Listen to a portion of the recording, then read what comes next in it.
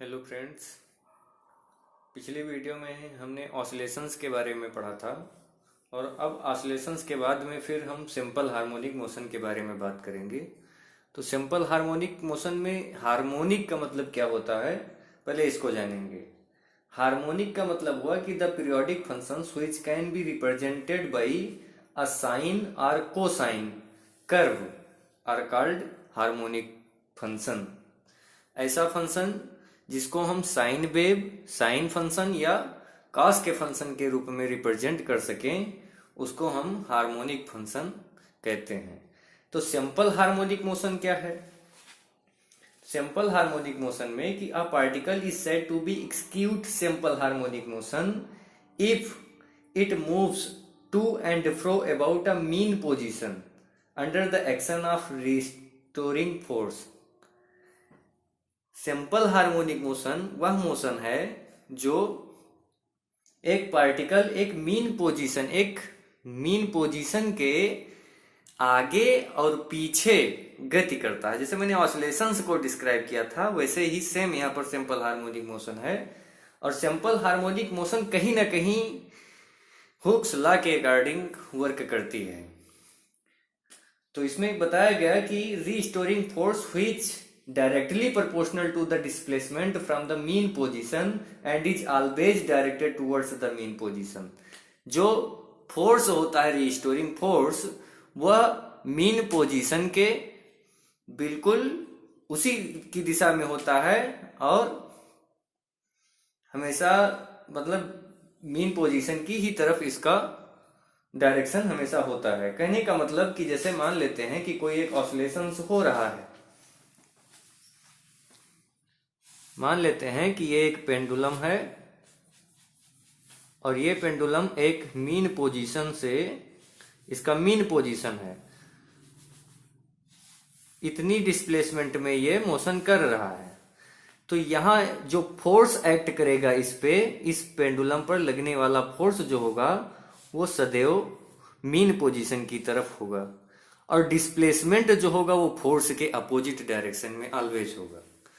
तो फोर्स और डिस्प्लेसमेंट एक दूसरे के अपोजिट डायरेक्शन में होंगे। इस चीज को मैंने प्रीवियस वीडियो में प्रूव भी कर दिया था कि हुक्स लॉ के according F proportional to x होगा और F प्रोपोर्शनल टू x होने का मतलब कि F equal to minus k x, जहां के स्प्रिंग फैक्टर है जिसको फोर्स कांस्टेंट भी कहते हैं। और निगेटिव साइन यह इंडिकेट करता है कि जो फोर्स है वो डिस्प्लेसमेंट के अपोजिट डायरेक्शन में है। इतनी चीजें तो प्रीवियस वीडियो में क्लियर कर दी गई थी। तो इस हुक्स लॉ के अकॉर्डिंग अगर देखा जाए सिंपल हार्मोनिक मोशन में, तो इसी में अगर कहा जाए कि F equal to M A, Newton के सेकंड लॉ के अनुसार कि एम ए इजकल टू क्या हो जाएगा, माइनस के इंटू एक्स, यानी A is equal to minus K by M into x. यह जो k बाई एम है वो अभी एक कांस्टेंट है। तो k बाई एम मतलब कि a इजकल टू इसको प्रोपोर्शनल में अगर लिखा जाए तो a प्रोपोर्शनल टू x हमको मिल जाएगा। यहां निगेटिव साइन जो मिल रही है वो भी यही इंडिकेट कर रही है कि जो फोर्स है और एक्सीलरेशन है उसका डायरेक्शन सेम है, लेकिन जो डिस्प्लेसमेंट है वो दोनों की डायरेक्शन के अपोजिट में है। अब बात आती है कि जब हम स्टैंडर्ड इक्वेशन लिखें या डिफरेंशियल इक्वेशन लिखें इसका, तो क्या मिलेगा। तो डिफरेंशियल इक्वेशन के रूप में अगर हमें लिखना है तो हम एक्सीलरेशन को second derivative of position with respect to time लिख सकते हैं। कहने का मतलब मेरा यह है कि अगर पेंडुलम है तो इसमें हम लिख सकते हैं कि D square x upon D T square equal to a, क्योंकि वेलोसिटी क्या होती है, वो dx अपॉन dt होती है। dx upon dt equal to v, और यहां पर हमें एक्सीलरेशन शो करना है तो d square x upon dt square, second derivative of position with respect to time is known as acceleration. Acceleration के रूप में हमें जब इसको डिस्क्राइब करना होगा तो हम ऐसा इसको लिखेंगे। तो हम न्यूटन के फर्स्ट सेकेंड लॉ को हम इस प्रकार से भी रिप्रेजेंट कर सकते हैं कि F equal to M A जो होता है, F equal to M A, तो एम ए का मतलब ये कि ए की वैल्यू हम अगर वो रख दें तो एफ इजकल टू क्या मिल जाएगा, M into D square x upon D T square. अब यहां स्प्रिंग फैक्टर के रूप में अगर फोर्स और डिस्प्लेसमेंट और स्प्रिंग फैक्टर की वैल्यू अगर रखी जाए तो minus k x equal to m into D square x upon D t मिल जाएगा, डी टी स्क्वायर।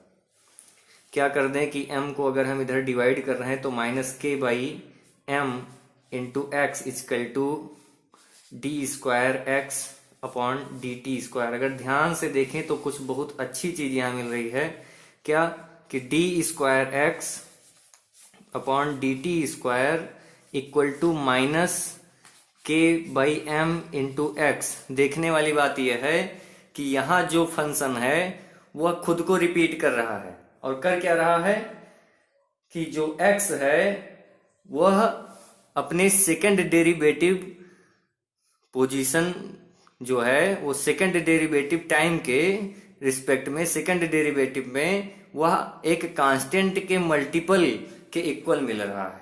यहां सेकंड डेरिवेटिव x का हो रहा है और x यहां पर अपने एक कांस्टेंट के मल्टीपल में इक्वल मिल रहा है, यानी कि यह पीरियोडिक शो कर रहा है।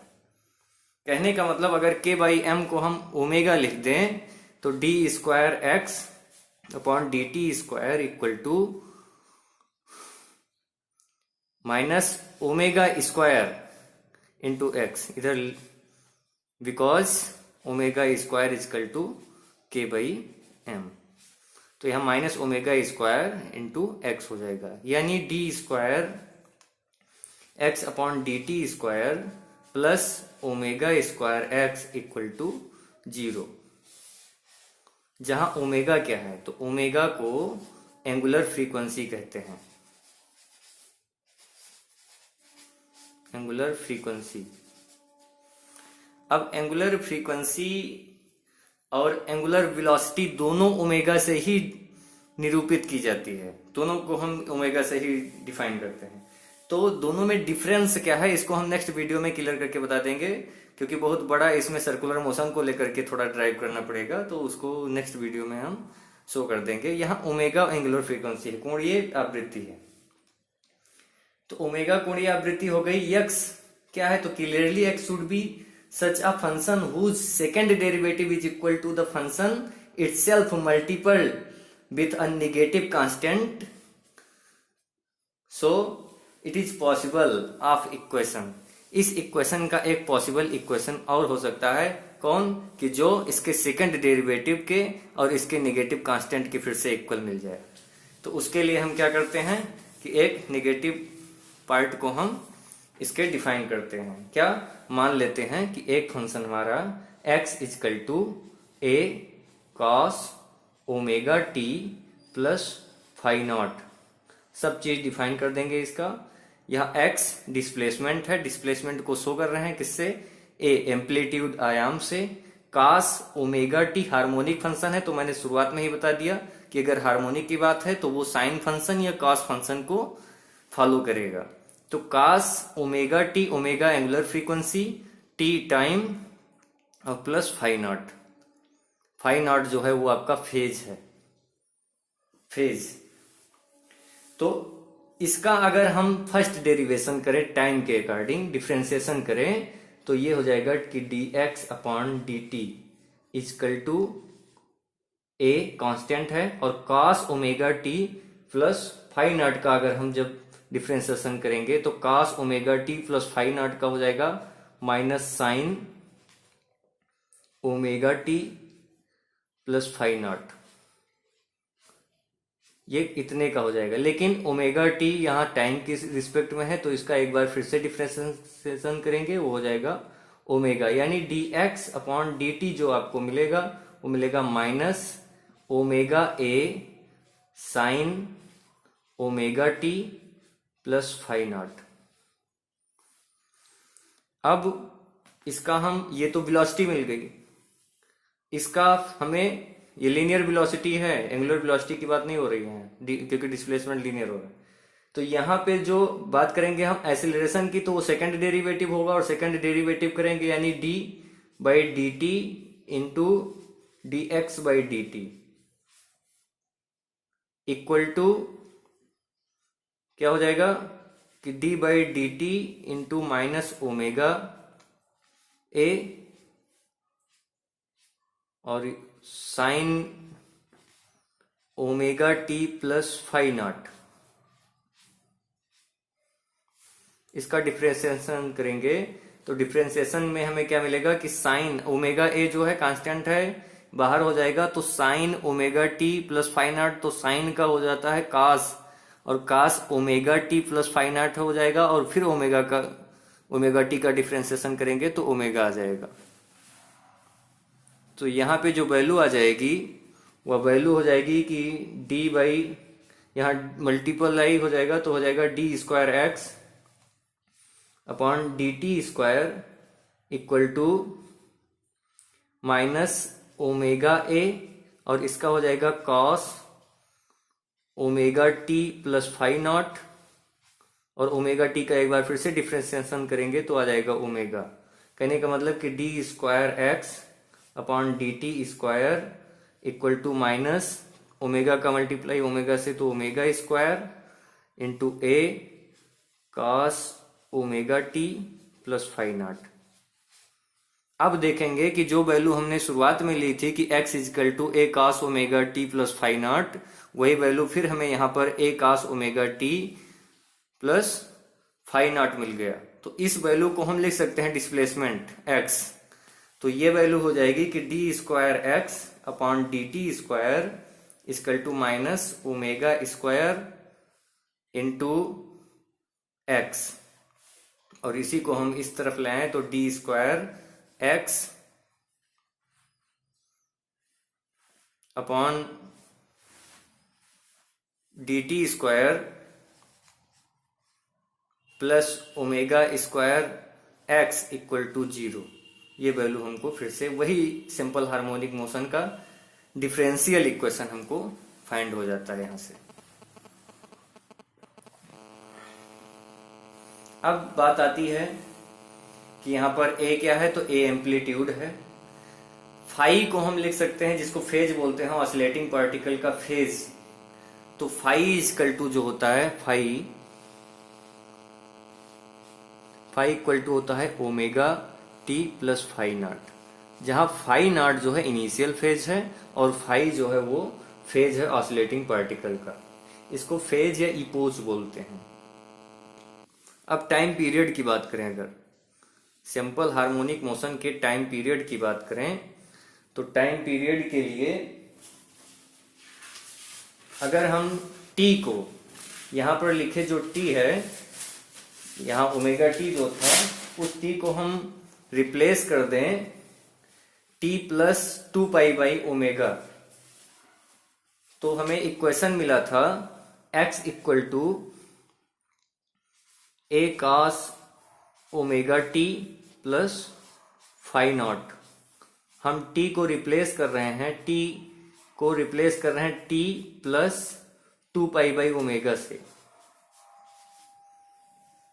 तो x इजकल टू अब बन जाएगा a कॉस ओमेगा, और t की जगह पर रख देंगे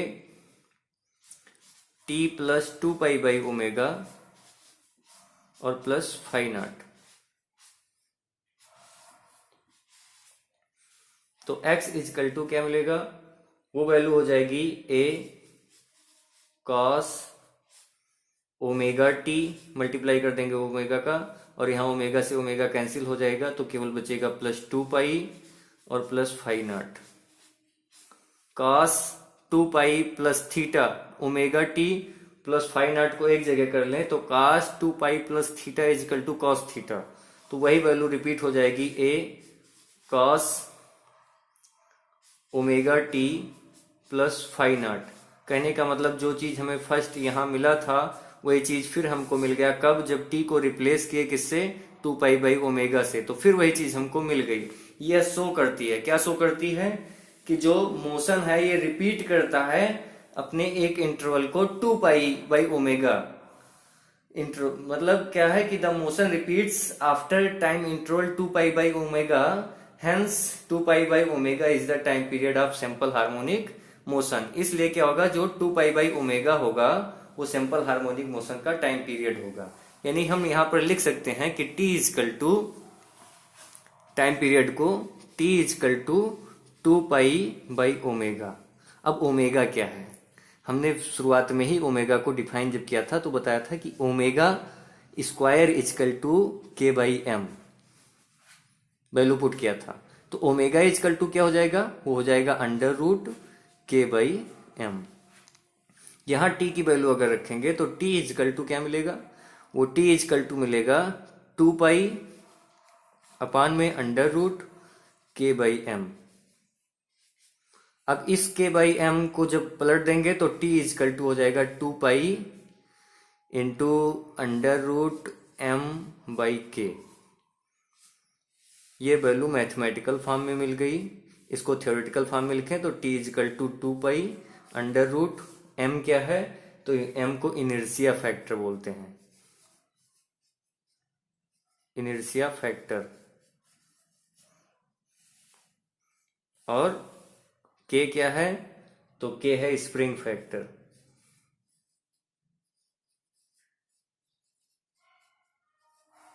ये टाइम पीरियड हो गया।